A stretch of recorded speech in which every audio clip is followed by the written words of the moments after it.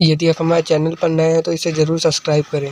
Hello friends, आज हम इस वीडियो में बताने वाले हैं कि किस तरह से हमारे 2 सैनिकों ने पाकिस्तान के 93 सैनिकों को मारा और हमारे 2 सैनिक लोंगेवाला में शहीद हुए और पीएनएस गाजी को कैसे डुबाया गया और चाइना पाकिस्तान का इतना बड़ा दोस्त बनता है, तो उस समय चाइना और अमेरिका क्यों पाकिस्तान को नहीं बचा पाया। इस वीडियो में ये सब बताने वाले हैं। हमारे साथ जुड़े रहिए। जय हिंद। चलिए वीडियो शुरू करते हैं। जब भारत और पाकिस्तान का विभाजन हुआ तो इसी समय पाकिस्तान 2 भागों में विभाजित हुआ था। एक था ये पूर्वी पाकिस्तान, बांग्लादेश जिसे कहते हैं, और ये पश्चिमी पाकिस्तान। पूरी जो पश्चिमी पाकिस्तान के लोग थे वो पूर्वी पाकिस्तान के लोगों को पसंद नहीं करते थे। ये यहाँ के लोग उन्हें बहुत ही भरा मुद्दा कहते थे। यहाँ पर यहाँ के पीएम इलेक्टेड जो शेख मुजीबुर रहमान,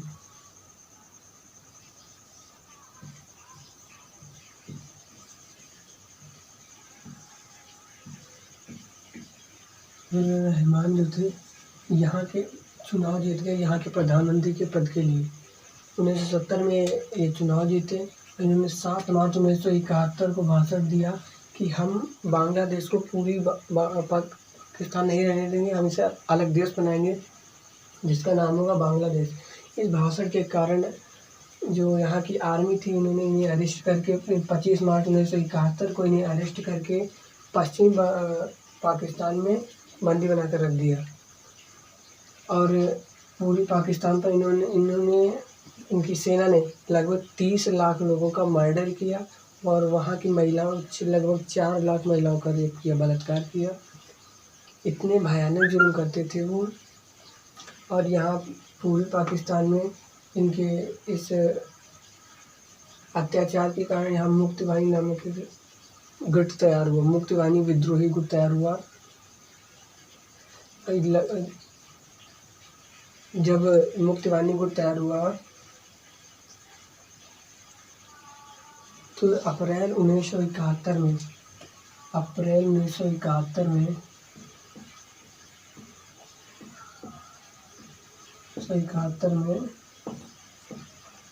10 लाख लोग, ये 10 लाख लोग यहाँ भाग कर आ गए। और इस समय हमारे प्रधानमंत्री थी इंदिरा गांधी। इन्होंने कहा कि ये वापस यहाँ तभी लौट सकते हैं जब यहाँ शांति होगी। तो इसके लिए इंदिरा गांधी ने बात की जनरल फील्ड मार्शल मानेकशॉ से। उन्होंने कहा कि हम आदेश देते हैं, आप अपनी सेना तैयार कीजिए और आक्रमण कीजिए, हम अपने ऐसे बंगला भाइयों को ऐसे मरते हुए नहीं देख सकते। मानेकशॉ ने कहा कि आप महीना देख रहे हैं, अप्रैल का महीना है और बरसात के दिन सर पर हैं।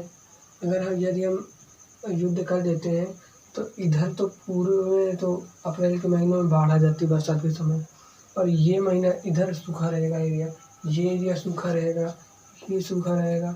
हमें तो 3 ओर से युद्ध करना पड़ेगा। तो इंदिरा गांधी ने कहा तब तक तुम 2-3 काम कर लीजिए कि नवंबर तक नो वार टिल नवंबर, और अप्रैल-नवंबर के बीच हम अपने सैनिकों को यहाँ ट्रेनिंग दे सकते हैं लड़ने के लिए, और हम मुक्ति वाहिनी को भी ट्रेनिंग दे सकते हैं। और इसी समय रसिया के साथ हमारा एक समझौते पर हस्ताक्षर हुए। मानेकशॉ ने एग्जाम्पल भी दिया था कि जब सिकंदर आया था अपनी सेना लेकर हाथी, तो वो भी कीचड़ में फंस गया था। इसलिए इन्होंने प्लान बनाया कि अप्रैल-नवंबर तक हम युद्ध नहीं करेंगे, उसके बाद युद्ध शुरू होगा। हमने पाकिस्तान को बारूद के ढेर पर बैठा दिया था और इंतज़ार था सिर्फ एक चिंगारी की, कि एक चिंगारी लगाई जाए, पाकिस्तान तबाह। और इत्तेफाक देखिए कि पाकिस्तान ने इस पर खुद अपने हाथ चिंगारी लगाई। हमने कहा इधर हम ऑफेंसिव रहेंगे,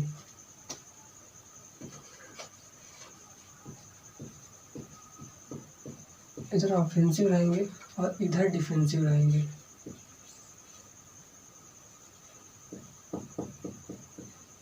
कि हम इधर कम सेना रखेंगे, इधर ज़्यादा। और ये पाकिस्तान को एक खबर लग गई। ये खबर पाकिस्तान को लग गई। हमारा मेन मकसद पाकिस्तान के साथ युद्ध नहीं था, हमें अपने बंगला भाइयों को बचाना था। और पाकिस्तान को एक खबर लग गई कि भारत इधर कमज़ोर है। हम इसी बात का इंतज़ार कर रहे थे कि पाकिस्तान हम पर हमला करे और हम पर उस पर हमला करें ताकि विश्व का हम पर दबाव ना रहे। 3 दिसंबर 1971 को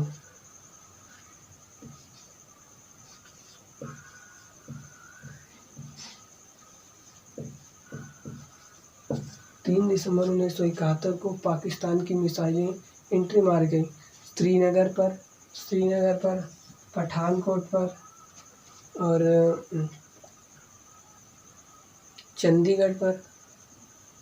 एयरफोर्स का इतना धमाका उनका हमला हुआ कि हमारे देश के सैनिकों को कुछ भी नुकसान नहीं हुआ। इसी बीच पाकिस्तान को ये खबर लग गई कि राजस्थान के जैसलमेर ज़िले में एक जगह है लोंगेवाला, वहाँ सिर्फ 120 सैनिक है, 120। इन्होंने सोचा कि यदि हम इन्हें रातों रात मार दें तो इस जगह पर कब्जा कर लेंगे।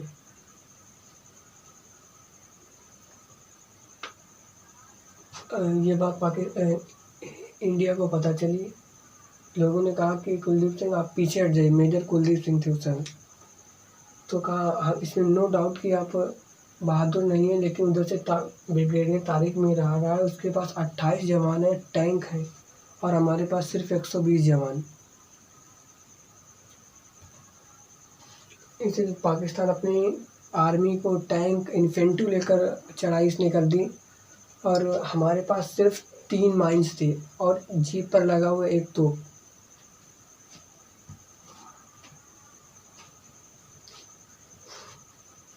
मेजर साहब ने कुलदीप सिंह ने कहा कि यदि हम इन्हें रातों रात रात पर रोक लें और सुबह हमारी एयरफोर्स आएंगी, इन्हें छोड़ेंगे नहीं, क्योंकि उस समय हंटर ज़्यादा थी, वो रात में नहीं लड़ सकती थी।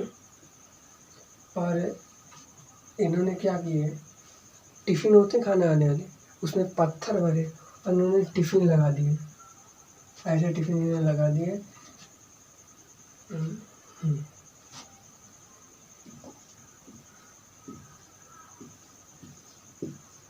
और उनके पास 3 माइंस थे, ये असली वाले पहले लगाए। पाकिस्तान का तोप आया, दगा गया, दूसरा आया वो भी दगा, तीसरा आया। पाकिस्तान ने सोचा कि हमें गलत इन्फॉर्मेशन मिल गई, 120 जवान मिलकर ऐसे थोड़ी ना मारते। इन्होंने पाकिस्तान ने आक्रमण कर लिया। इन्होंने 1-1 किलोमीटर के गड्ढे खुदवा रखे थे, 1-1 किलोमीटर की दूरी पर ऐसे बालू में, और इधर से ऐसे फायरिंग हो रही थी, लग रहा था बहुत जवान है। पाकिस्तान डर गया, उसने सोचा कि हमें गलत इन्फॉर्मेशन मिल गई। तो उसने क्या किया, ये माइंस इसने निकलवाए। ये पहले 3 जगह इसने इंजीनियरों को बुलाया, कल पहले माइंस निकालो। माइंस निकाले गए, इंजीनियर ने 6 घंटा इन्हीं माइंसों को निकालने में व्यतीत कर दिया। उसने देखा अरे ये तो टिफ़िन है।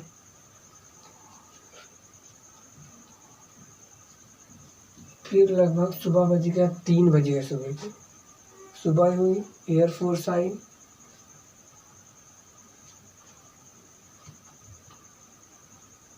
तीन तारीख को पाकिस्तान ने शुरुआत की थी, 4 तारीख को हमने धोया। ये 4 तारीख का नज़ारा है। और इस युद्ध के बाद पाकिस्तान की जो सेना थी, इसका मनोबल टूट गया, इसकी कमर, पाकिस्तान की कमर टूट गई कि ये देश अभी आज़ाद हुआ, इतना शक्तिशाली है। नेवी ने कहा कि आर्मी को मौका दिए, एयरफोर्स को मौका दिए, तो हमें क्यों नहीं। 5 दिसंबर 1971 को नेवी ने कराची बंदरगाह को तबाह कर दिया। कराची बंदरगाह, यहाँ के जो पाकिस्तान के लोग थे वो यहाँ से शरण लेने के लिए ग्वादर भाग गए। अभी इनसे देखा, अभी इनसे ग्वादर बंदरगाह, ग्वादर चला जाएगा, पूरा राज चला जाएगा बलूचिस्तान। और कांडला बंदरगाह को पूरा तबाह कर दिया। बिल्कुल कुछ भी नहीं, जहाँ भी पाकिस्तान का जहाज मिलता था बस दगा देते थे। और इस समय इनका साथ दे रहे थे, पाकिस्तान का साथ दे रहे थे अमेरिका का 7वां बेड़ा। इधर से अमेरिका साथ दे रहा था और 7वां बेड़ा, और ब्रिटेन के ईगल बेड़ा। 7वां बेड़ा ये ब्रिटेन, 2 साथ दे रहे थे। और इंदिरा गांधी सोची कि हम अभी समझौता करके आए थे रूस से। उस समय रूस ने हमारा साथ दिया, उसने रूस का 40वां बेड़ा हमारे इधर साथ दे रहा था।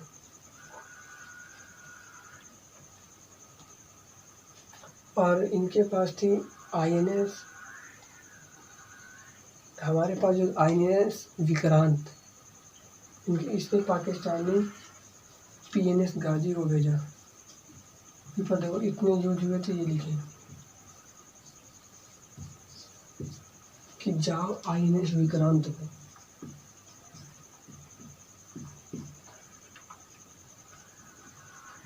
INS विक्रांत को मार के, क्योंकि यदि ये उस समय ये नष्ट हो जाता तो हमें युद्ध जीतने में दिक्कत आती। तो इस PNS गाजी को हमने एक खराब जहाज से मारा, INS राजपूत से।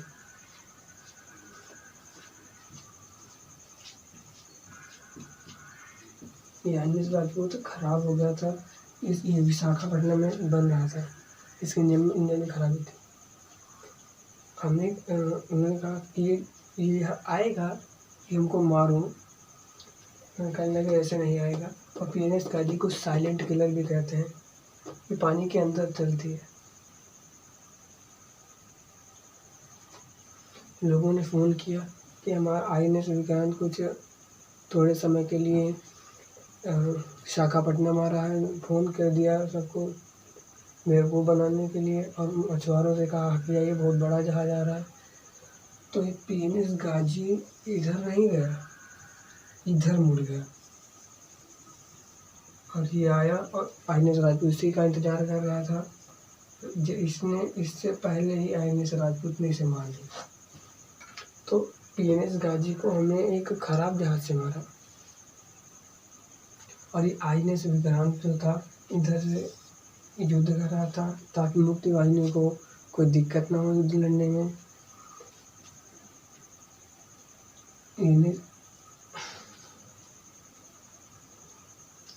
और मैं यहाँ मुख्य होता है चटगांव।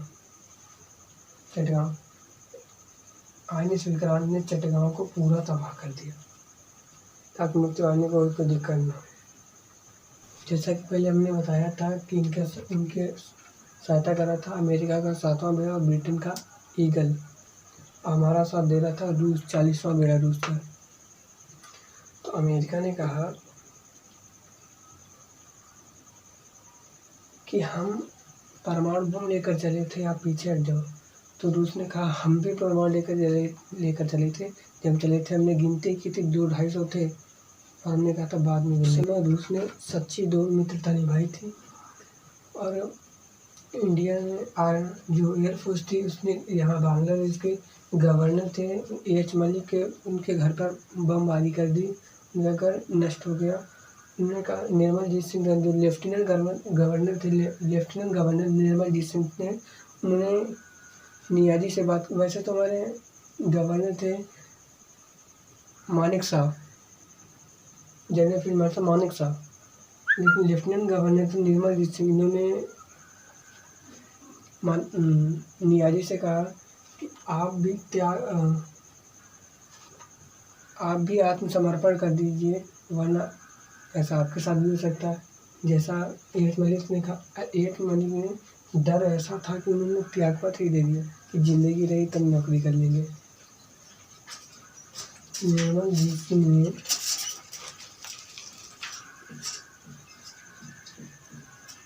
नियाजी से कहा कि आप आत्मसमर्पण कर दीजिए, हम आपको कुछ नहीं करेंगे।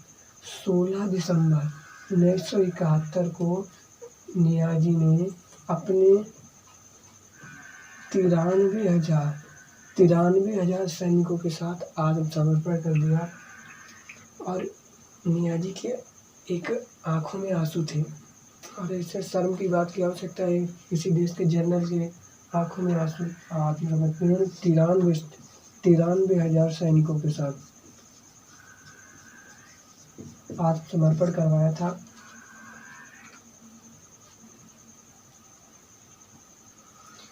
और ढाका शपथ के हस्ताक्षर किए थे।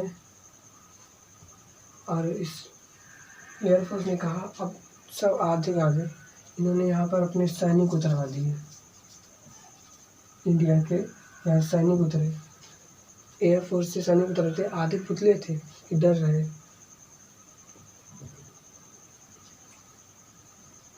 और यहाँ पर सब लोगों को मारा, यहाँ के पश्चिम पाकिस्तान के लोगों को यहाँ से हटा दिया, स्वतंत्र हो गया।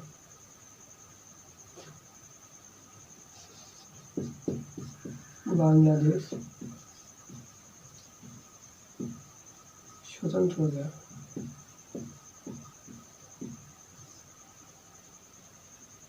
और इसी तरह हमारी इंदिरा गांधी ने कहा था कि ढाका स्वतंत्र राजधानी है स्वतंत्र बांग्लादेश की। ये उनका